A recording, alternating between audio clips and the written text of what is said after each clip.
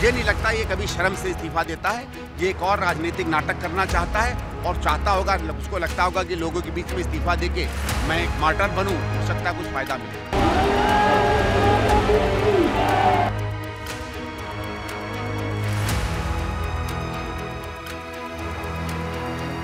यहाँ पर मैं बहुत साफ करना चाहता हूँ कि जिस भ्रम और झूठ का प्रचार आम आदमी पार्टी के द्वारा किया जाता है,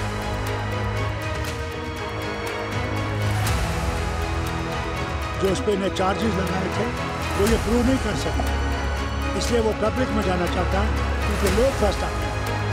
और ये बहुत अच्छी बात है कि वो कुर्सी का भूखा नहीं, जो कुर्सी छोड़ दिया उसको अभी बहुत वक्त है।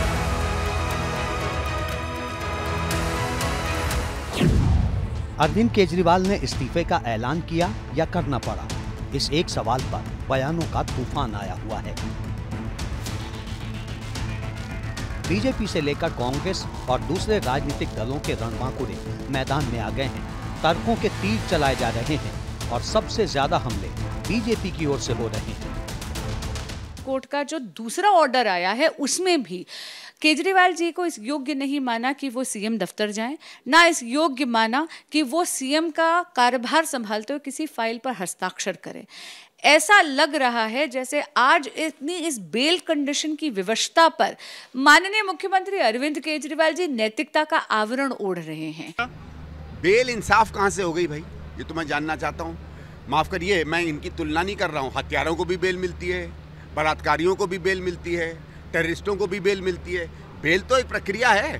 बेल मिलने से आप पे इंसाफ कहाँ से? या तो आप ये कह रहे हैं कि आप केवल बेल के लायक हैं, इसके बाद आप नहीं छूटेंगे, तो इसमें इंसाफ और इसमें जीत की कहाँ बात होती? बेल तो सामान्य मिलनी चाहिए ना किसी भी व्यक्ति को। केजरीवाल के इस्तीफे वाले दांव पर बीजेपी और कांग्रेस एक सुर में हमला बोल रहे हैं। दरअसल माना जा रहा है कि केजरीवाल के ऐलान के पीछे 3 बड़ी वजहें हो सकती हैं। पहली वजह ये कि अरविंद केजरीवाल दिल्ली के सीएम हैं, लेकिन पावर नहीं है।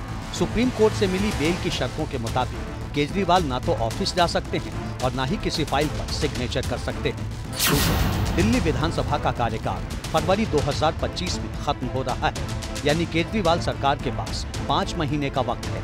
ऐसे में अगर वो सीएम रहते हैं तो लोक लुभावन फैसले लेना मुश्किल होगा।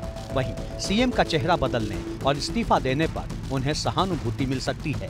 तीसरी वजह है, दिल्ली में बीजेपी लगातार केजरीवाल से इस्तीफे की मांग कर रही थी। अब इस्तीफा देकर वो बीजेपी को आक्रामक ढंग से जवाब दे सकेंगे। सूत्रों के मुताबिक अरविंद केजरीवाल करप्शन के आरोपों से आहत थे। ऐसे में पार्टी के सीनियर नेताओं ने उन्हें इस्तीफा देने की सलाह दी।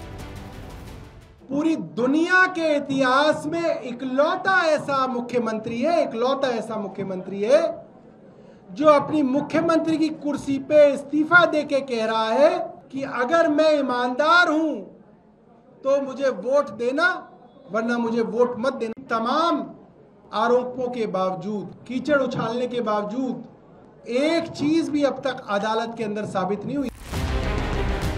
यानी अब आम आदमी पार्टी ने शराब घोटाला केस को जनता की अदालत में ले जाने का मन बना लिया है।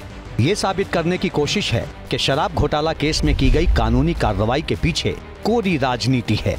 इधर बिहार से लेकर जम्मू कश्मीर तक कई पार्टियां आम आदमी पार्टी और केजरीवाल के साथ खड़ी दिखाई दे रही हैं। केजरीवाल साहब एक सूझबूझ वाले व्यक्ति हैं, विद्वान आदमी हैं।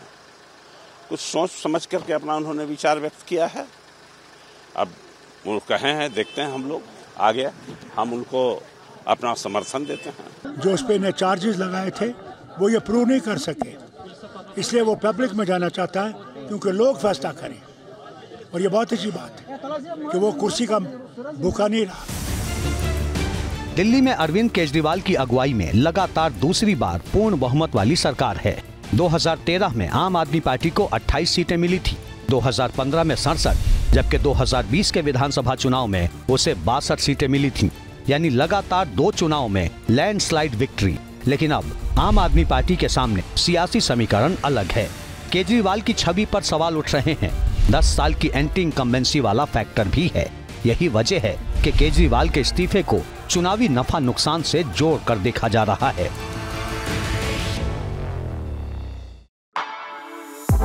For exclusive and insightful videos, subscribe to our new channel ABP Live Premium.